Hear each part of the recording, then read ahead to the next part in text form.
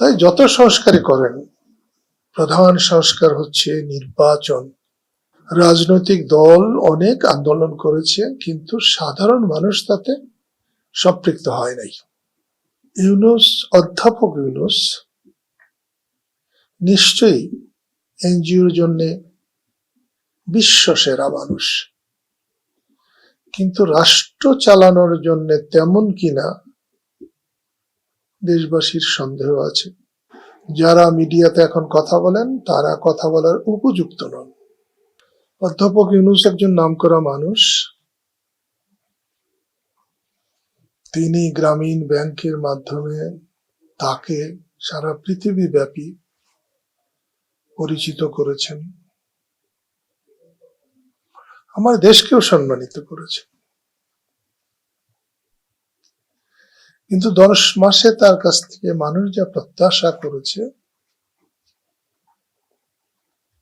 প্রত্যাশা মতো তিনি মানুষকে কিছু দিতে পারেন নাই। আমি কোনোদিন কোনো কিছুকে ভয় করতাম না। আমি আমার আত্মাকে ভয় করি, আমার হৃদয়কে ভয় করি, আমি আল্লাহ রসুলকে ভয় করি। সংস্কার কি সংস্কার করবেন? গত 9 মাসে বা 10 মাসে একটি সংস্কারও তো হয়নি। আর সংস্কার বলতে যা বোঝায়, এটা চলমান প্রক্রিয়া, সবসময় এটা সংস্কার হবে। আপনার জানা আছে কিনা জানি না, আমি 2015 সালে লাগাতার অবরোধ, হরতালের জন্য আমি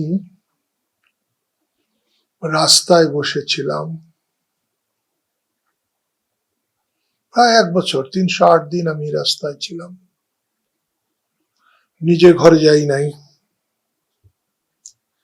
সেই সময় দেখেছি বাইতুল মোকাররমে নামাজ পড়ে আমি যখন রাস্তার পাশে বসতে যেতাম, তখন অনেকেই বলতো একবেলা না খেয়ে থাকতে রাজি আছি, কিন্তু আমরা ভোট চাই, ভোটের ব্যবস্থা করেন। দেশে যত কিছু হয়েছে, যত অস্থিরতা, সুন্দরভাবে ভোট দিতে না পারার কারণেই এই অস্থিরতার সৃষ্টি হয়েছিল। তাই যত সংস্কারই করেন, প্রধান সংস্কার হচ্ছে নির্বাচন। নির্বাচনে মানুষ অবাধে তার ভোট তার ইচ্ছে মতো তিনি যেন দিতে পারেন, এটা হচ্ছে প্রধানতম সংস্কার। এর চেয়ে বড় সংস্কারের বাংলাদেশে আর কোনো প্রয়োজন নেই। একটা কথা আপনাকে আমি বলবো, জুলাই আগস্টের যে আন্দোলন এবং সে আন্দোলনের পরিবর্তন, এটা একটা ঐতিহাসিক ঘটনা, এবং আমি এটাকে আল্লাহর তরফ থেকে বলবো। কোন শাসক গোষ্ঠীর জুলুম যখন সীমা পার হয়ে যায়, তখন আল্লাহর তরফ থেকেই এমন হয়। রাজনৈতিক দল অনেক আন্দোলন করেছে, কিন্তু সাধারণ মানুষ তাতে সম্পৃক্ত হয় নাই। ওয়ালটন মাইক্রোওয়েভ ওভেনের খাবার গরম রাখে দীর্ঘ সময় ধরে। Walton microwave oven. বৈষম্য বিরোধী আন্দোলনে সাধারণ মানুষ আশা দেখেছে এবং তারা রাস্তায় নেমে এসেছে এবং সরকারের পতন হয়েছে। অধ্যাপক ইউনূস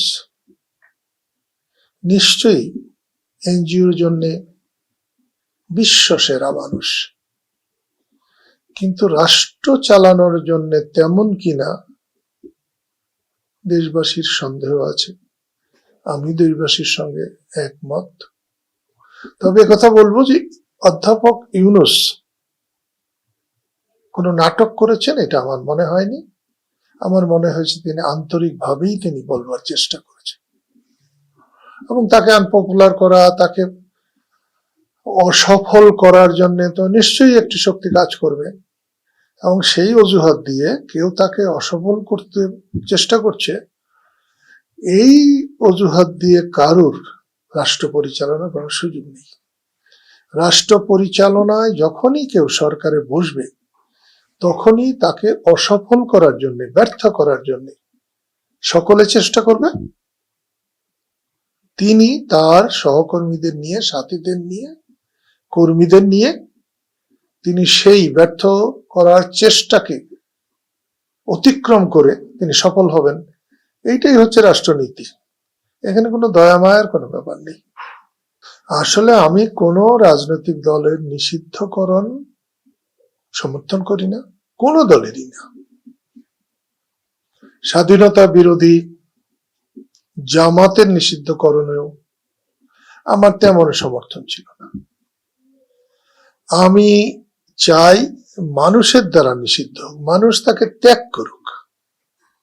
আমাদের সেই ধরনের কার্যক্রম করা দরকার যে যাকে আমরা মানুষের থেকে দূরে সরাতে চাচ্ছি তাকে শুধু আইনের দ্বারা নয়,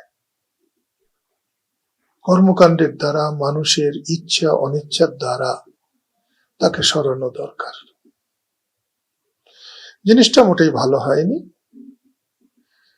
যে দল মুক্তিযুদ্ধে নেতৃত্ব করেছে, যে দল না হলে বাংলাদেশ হতো না, আজকে যারা যত কথাই বলুন, যত বড় বড় গুলিয়ে দিন না কেন, বাংলাদেশ না হলে তাদের কোনো অস্তিত্ব থাকতো না।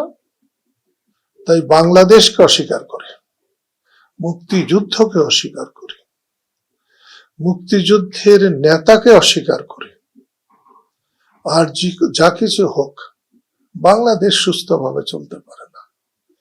এর সমস্ত জিনিসগুলোই হচ্ছে নির্বুদ্ধিতার ফসল। আমাদের সহনশীল হইতে হবে, অন্যের কথা শুনবার মতো ধৈর্য থাকতে হবে, তবে গালাগাল নয়। সমালোচনা, কথা বলা আর গালাগাল এক কথা নয়। যারা মিডিয়াতে এখন কথা বলেন তারা কথা বলার উপযুক্ত নন, তাদের ভাষা ঠিক না। তারা যে গালাগালি করেন এতে আমাদের দেশের ছোট বাচ্চারা নষ্ট হয়ে যাচ্ছে।